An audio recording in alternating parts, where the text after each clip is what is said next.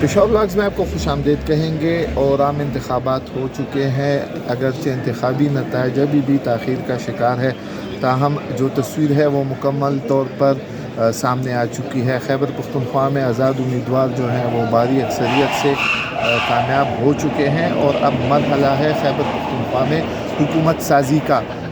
اس blog میں ہمیں join کریں گے خیبر پختونخوا کے دو سینئر جرنلسٹ ہیں، احتشام خان اور واجد شہزاد صاحب۔ ان سے معلوم کریں گے کہ خیبر پختونخوا کی باغ دوڑ کون سنبھالے گا۔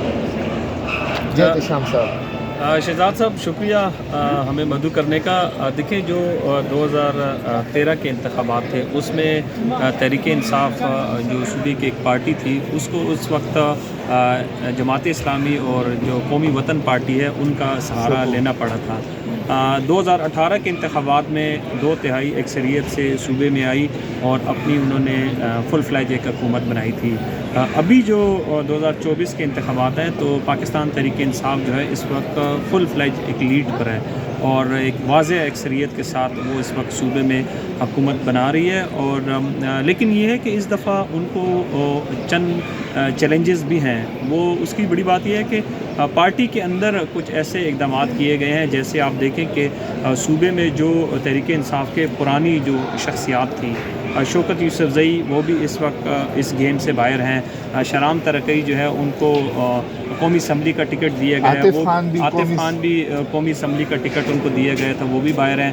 تیمور جگڑا جو ہے ان کے حلقے پہ ابھی تک ریکاؤنٹنگ کا مسئلہ ہے، کامران بنگش جو ہے وہ بھی اس گیم میں شامل نہیں ہیں۔ تو اوورآل جو ایک سینیریو بنا ہوا ہے، پی ٹی آئی کی جو کور کمیٹی کے اندر جو ایک اہم رکن ہے علی امین گنڈاپور، وہ واحد اس صوبے میں شخصیت ہے جو کہ دونوں نشستوں سے کامیابی حاصل کر چکے ہیں۔ قومی اسمبلی کی نشست بھی وہ جیت چکے ہیں، جبکہ صوبائی اسمبلی کی نشست بھی وہ جیت چکے ہیں۔ تو اس وقت جو پی ٹی آئی کے اندر باتیں ہو رہی ہیں وہ علی امین گنڈاپور کا نام لے رہے ہیں۔ دوسرا جو مشتاق غنی صاحب جو ہیں وہ بھی ہزارہ سے جیتے ہیں، لیکن ان کو اس سینیریو میں وزیر اعلیٰ بنانا شاید پی ٹی آئی کے لیے ایک بہت بڑا چیلنج ہوگا۔ لیکن یہ بھی کہا جا رہا ہے کہ چونکہ ہمارے جو جنوبی اضلاع ہیں اور جو قبائلی اضلاع ہیں ان کو کافی جو ماضی میں نظر انداز کیا گیا ہے، تو ہو سکتا ہے کہ وہاں سے بھی ایک سرپرائز مل جائے۔ سرپرائز میں واجد کیا کہیں گے وفاق کی سطح پر معاملات کے حوالے سے بتائیں؟ خیر پاکستان تحریک انصاف کا کتنا ان پٹ ہوگا وفاق کے حوالے سے اگر حکومت سازی سے متعلق ہم بات کریں؟ دیکھیں شکریہ شہزاد بھی مدعو کرنے کا۔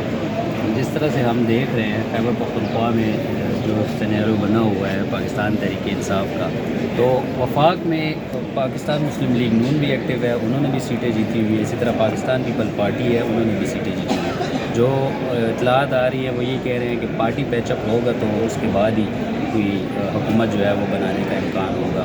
خیبر پختونخوا میں تو آلموسٹ پاکستان تحریک انصاف نے کافی حد تک سیٹیں جیتی ہوئی ہیں، تو دیکھا ہی جا رہا ہے کہ جیسے احتشام میں نے بتایا کہ یہاں پہ جو ہے جن کے نام سامنے آئے ہیں، مشتاق غنی صاحب ہے جو اسپیکر تھے صاحب کا، اور جو ابھی علی امین گنڈاپور ہے اس کا، تو وفاق میں تو جو حکومت ہے وہ پاکستان مسلم لیگ نون بھی کوششیں کر رہی ہے، جوڑ توڑ کے سلسلے میں وہ لگی ہوئے ہیں، اسی طرح پاکستان پیپلز پارٹی بھی لگی ہوئی ہے۔ احتشام صاحب یہ تجربہ ہم کر چکے ہیں، اور ماضی میں بھی ہم نے دیکھا ہے کہ وفاق میں ایک جماعت کی حکومت ہوتی ہے اور خیبر پختونخوا میں دوسری جماعت کی، اور اس کا نتیجہ یہ نکلتا ہے کہ ہمارے ایشوز جو ہیں وہ سالو نہیں ہوتے۔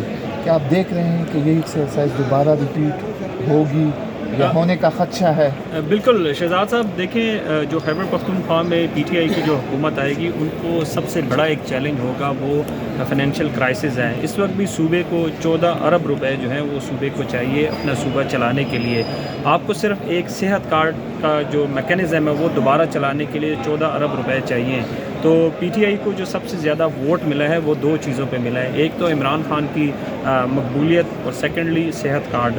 اگر آپ نے دوبارہ سے ایک صوبے میں اقدامات کرنے ہیں اور عوام کو اعتماد میں لینا ہے تو اس کے لیے سب سے پہلے آپ کو صحت کارڈ کو بحال کرنا ہوگا۔ صحت کارڈ کیسے بحال ہوگا جب تک وفاق سے جو آپ کے بقایا جاتا ہے، جو بجلی کے آپ کے بقایا جاتا ہے، جو گیس کی آپ کی رائلٹی ہے وہ آپ کو نہیں ملے گی، جو صوبے کا خالص منافع ہے وہ آپ کو نہیں ملے گا. اور وفاق سے اگر آپ کو اسی طرح جو فنڈز ہیں وہ رکے رہے، جس طرح ہم نے پی ڈی ایم کی حکومت میں دیکھا تھا کہ صوبہ چیخے مارتا رہا. آپ دیکھیں کہ قبائلی علاقوں کو جو 200 ارب کا ان کے ساتھ اعلان کردہ پیکج تھا وہ محروم اس رہا میں سے ہے. 1 روپیہ بھی ان کو ابھی تک نہیں ملا. تو یہ جو چیلنجز ہیں، اگر وفاق میں ایک حکومت آتی ہے اور صوبے میں پی ٹی آئی کی حکومت آتی ہے تو یقیناً 2 سے 3 سال تک یہی دھرنے، یہی احتجاج اور یہی جو ایک دوسرے پر الزام تراشی ہے، یہ سیاست جو ہے یہ آگے پروان چڑھے گی. یہ بھی کہا جا رہا ہے کہ پاکستان تحریک انصاف اب جو مرکزی قیادت ہے اس کی تبدیل ہو چکی ہے. بیرسٹر گوہر آ چکے ہیں اور ایک سیاسی ٹینور انہوں نے گزار لیا ہے.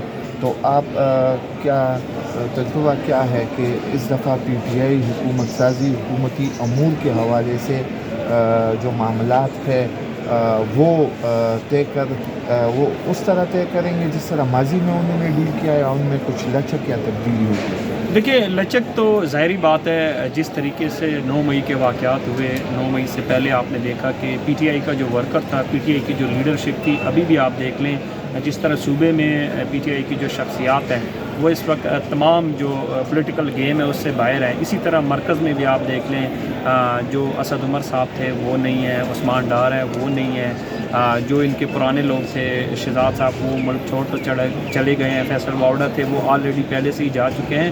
تو اوور آل جو ایک لیڈرشپ ہے وہ تو ایک سائڈ پہ رہے. جتنے آپ جو نام لے رہے ہیں یہ لوگ ایک ایمرجنگ صورتحال میں سامنے آئے ہیں.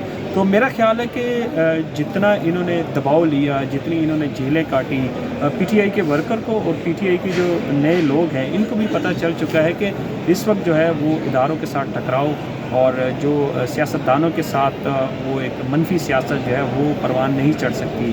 لگتا یہ ہے کہ آنے والے دنوں میں جو پی ٹی آئی میں ایک سخت گیر جو ان کا ایک رویہ تھا اس میں لچک آئے گی، اور ہو سکتا ہے کہ صوبائی حکومت اور جو مرکزی حکومت ہے وہ کافی سارے معاملات پر ایک ساتھ بیٹھ کر، اور یقیناً اس میں خان صاحب کی بھی جو مشاورت ہے وہ شامل ہوگی، اور ان معاملات کو لے کر لگتا یہ ہے کہ آنے والے دنوں میں ملک کی خاطر جو ایک ہمیں یہاں پہ کرائسس ہے ان کرائسس کی خاطر ہو سکتا ہے کہ بلوچستان، جو سندھ، کے پی کے اور پنجاب جو ہے وہ بیٹھ کر تمام معاملات کو دیکھیں گے. احتشام خان صاحب ہمارے ساتھ گفتگو کر رہے تھے موجودہ جو سیاسی صورتحال ہے وفاق اور صوبائی حکومتوں کے حوالے سے.